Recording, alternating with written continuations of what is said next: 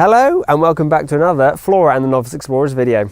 In this video we are going to show you our gadgets that we use on a daily basis that help with our van life journey, keeping things easy and all of our batteries nicely topped up. Yeah, these are some of the most helpful gadgets and gizmos we use on a daily basis.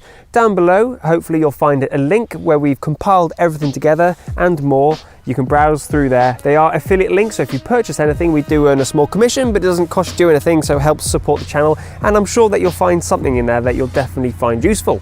So here are the things that we use almost every day that come in very handy, but are in no particular order. So the first gadget on our list are these.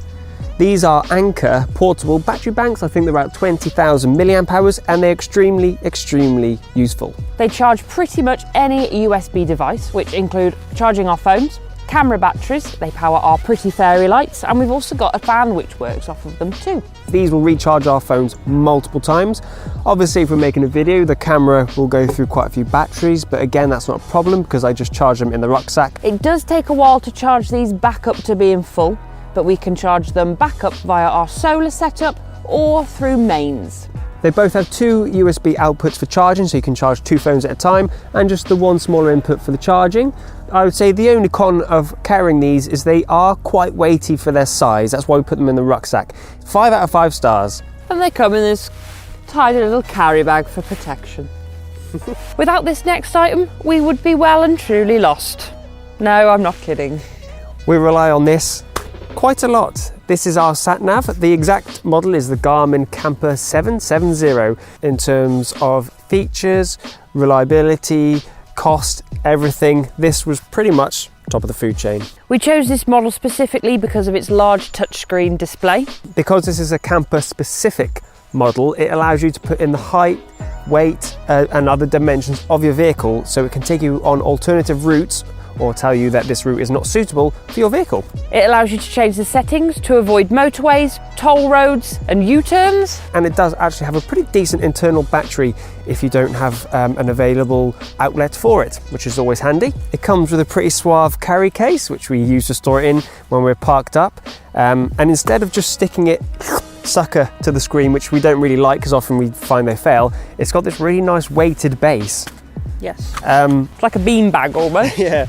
We were a bit sceptical when we first saw that, but I must admit, it doesn't budge. No. That being said, no sat-nav device is flawless 100% of the time. We have had a few issues with it in regards to new roads, road closures.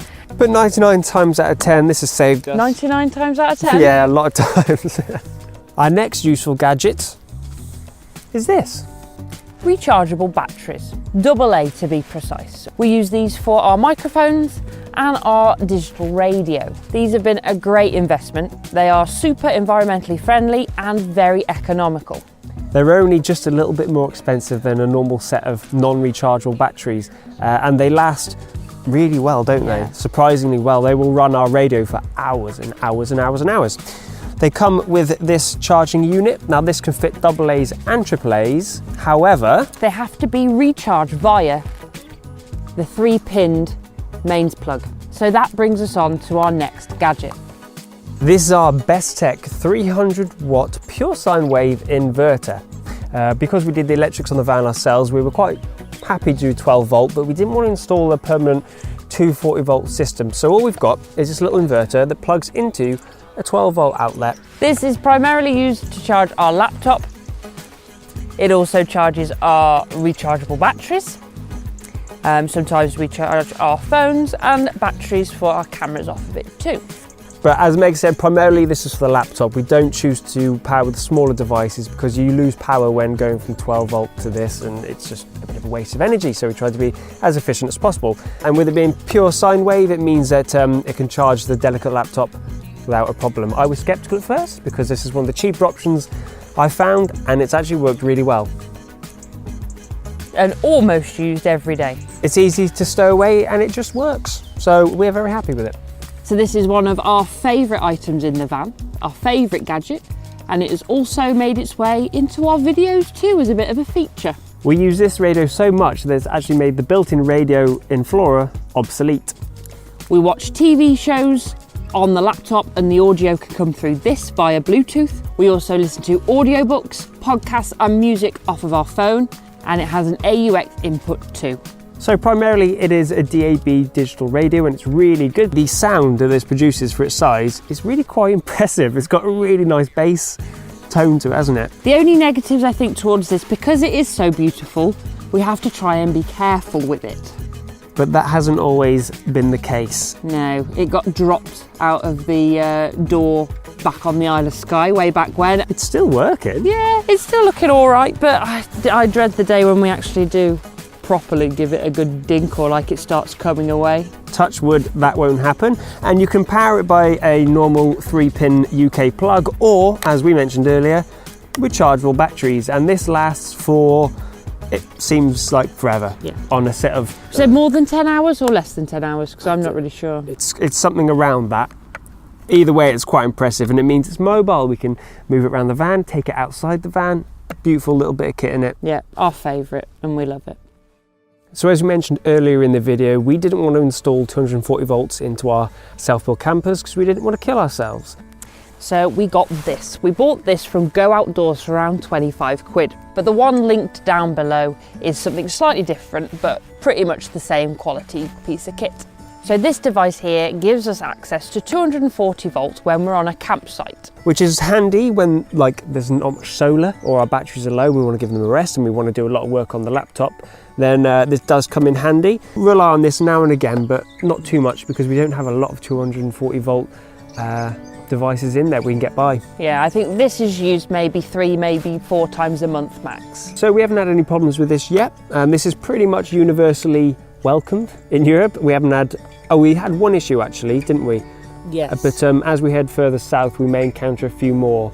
So what we need is a mains plug adapter for the end of that, which we've got the UK version, which will then plug that into a European adapter on the end of that. So it might just be a good idea to buy the European mains adapter for the end of that. Yeah. But we get by, and like I said, we don't pull a lot of power anyway. We're not running heating or anything off it, so it's just a laptop. Next on our list are these bad boys. LED lights on copper wire, and they're powered by a USB. So we plug them into our battery banks and they draw very little power, so they can be on all night without draining our little batteries. They make the van feel really cosy and create a lovely warm atmosphere. They come with a little remote that has 8 different settings. I find 8 is just on. Yeah, that's right. This little remote has survived being dropped in a cup of tea, so it's quite sturdy stuff. What we've done in the harder to see areas, such as under the bed, in our water container cupboard and in our clothes cupboard, is install self-adhesive LED strips along with a motion censored control unit. So underneath the bed we've got a couple of strips. When you open the door and place your arm in to grab something out, then the motion sensor will detect that and trigger the lights to come on.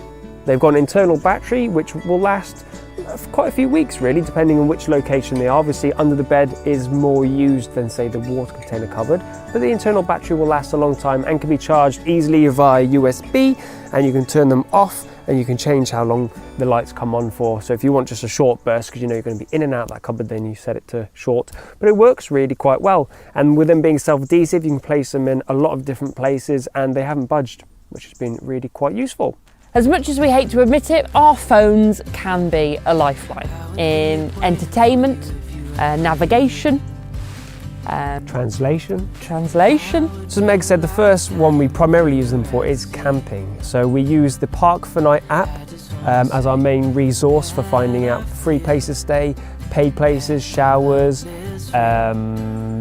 Where we can get water. water top up, toilets, stuff like that. It's an invaluable resource which is only getting better. Yeah, as more people use it. There are also 2 more that we have downloaded but don't use quite as much, which is Search for Sites and Camper Contact. We've kind of just gone across to Park for Night now because it's very easy to use. It translates, so if someone's left a review or a description of a place and it's in French or German, the app will automatically do its best translate. It does a pretty good job. You can usually get the gist of what they're trying to say. with reviews and pictures, you kind of know what to expect when you get there instead of it being a bit of a shock. Next up is our entertainment source, which is Audible. We'd love to get a sponsor, but this isn't a sponsor because we actually do use it. Yeah, we've listened to well over 100 hours worth. Alongside the Audible app, we also use Netflix and YouTube on our phones a lot, and because of the SIM card I have, it doesn't use any of our data, which is brilliant, but also detrimental because we get distracted. We've also downloaded the Google Translate app. Also, you can either type in what you want, translate text, or you can take a picture of text and it will translate on the phone and do a pretty good job. Yeah, we use that when we have to use laundry services, parking machines, campsite, which only explains how to use them in French or German, and we are thankful to have it. Next up, I've downloaded, just to make sure that we don't get any fines, is the Green Zone EU app. This tells us where the green zones are if we're driving into one. You have to research it, it doesn't like flag it up automatically.